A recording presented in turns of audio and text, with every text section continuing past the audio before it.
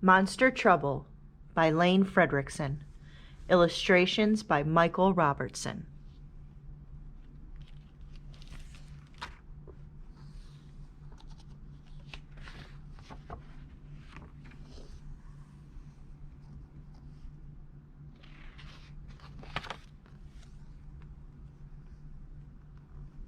Winifred Schnitzel was never afraid, not of monsters or ghouls or the noises they made. She loved scary movies and werewolves and thunder and peg-legged pirates who bury their plunder. Still, Winifred's bedtime was hardly spook-free. The neighborhood monsters would not let her be. Each night they'd show up and attempt to be scary. Some would growl, some would belch, some were slimy, some hairy.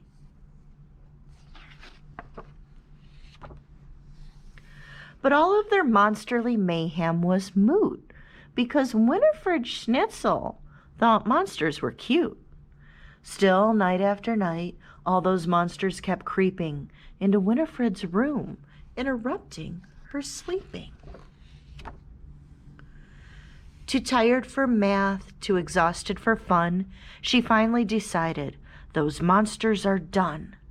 She ordered a book titled Monsters Beware and constructed the sticky string Small Monster Snare. But that night, the big monsters all showed up first. The sticky string snare got so stretched that it burst. There were monsters on bedposts and stuck to the wall. They made slingshots from string. They were having a ball. Winifred sighed. They were louder than ever. She knew that she needed to try something clever.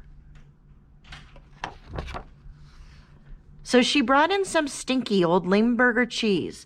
The label said, "Caution, makes big monsters sneeze." The monsters just called up the Goblin Street Deli. They ordered in bagels and fish eyeball jelly. Winifred barely got through the next day. She dozed off in art class and snoozed through ballet.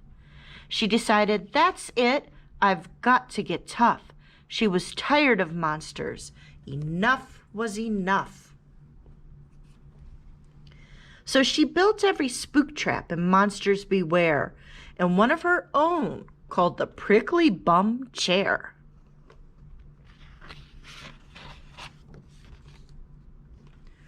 Poor Winifred yawned. She was so very sleepy. She was starting to look a bit spookishly creepy. When the monsters showed up with their howling and roaring, Winifred Schnitzel was already snoring.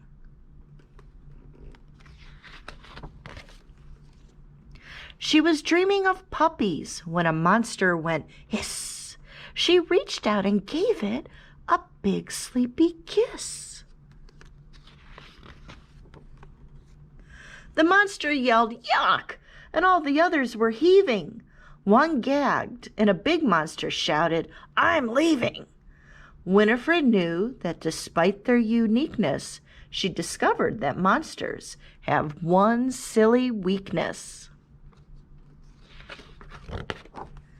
So she puckered and pouted and kissed them all good. Those monsters screamed, running as fast as they could.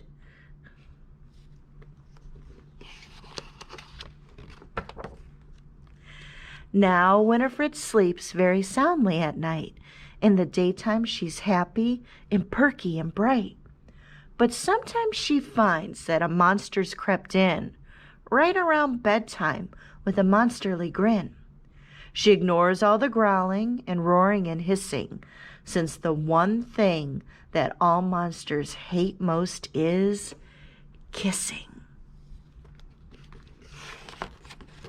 The end.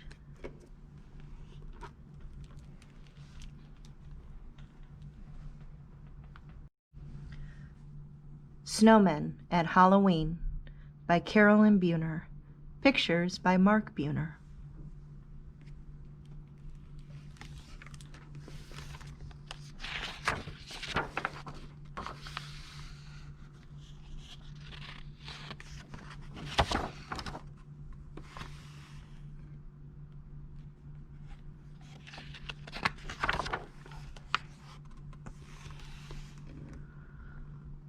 One autumn day the air turned cold and it began to snow. We went outside and made some snowmen standing in a row. My sister had a box of dress-ups out for Halloween, and soon all those snowmen were the scariest we'd ever seen.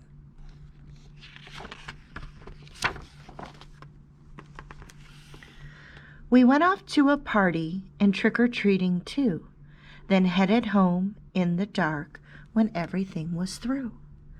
As we passed our snowmen, I thought I saw one wink. Did they want to have fun too? Well, this is what I think.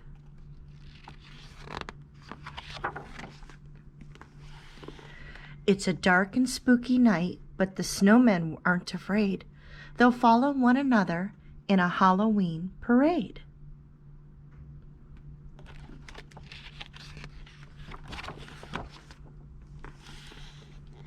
Gliding down the moonlit streets into the village square, beckoned by the twinkling lights and lanterns hanging there.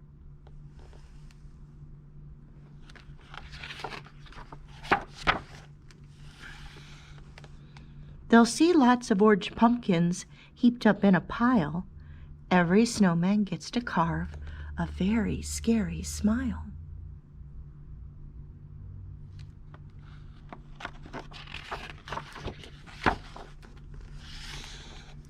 They'll like playing all the games and fishing for a prize, and have their faces painted by an artist in disguise.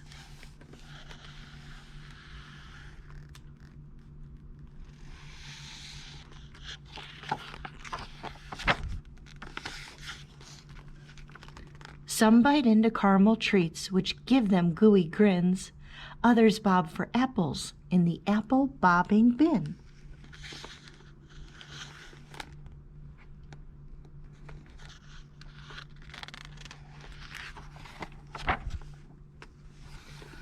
For a coin, the fortune teller sees a snowman's fate. Will it be warm sun or a snowstorm they'll anticipate?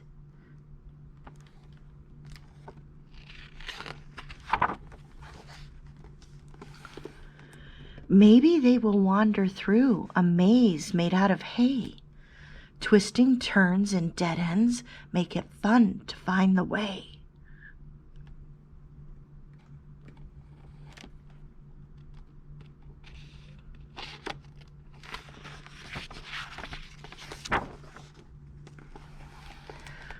Someone will be telling tales about a snowman ghost. I'll bet spooky stories is what snowmen like the most.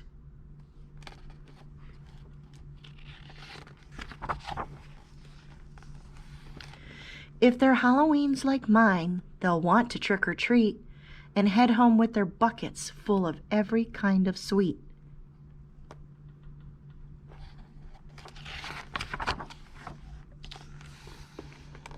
There'll be a lot of giggling on their way back home from town, and it'll take a while before those snowmen settle down.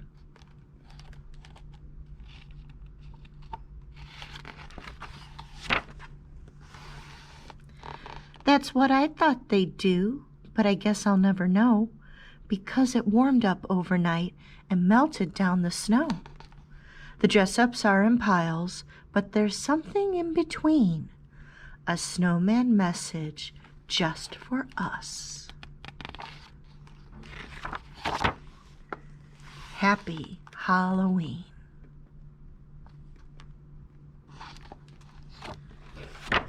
The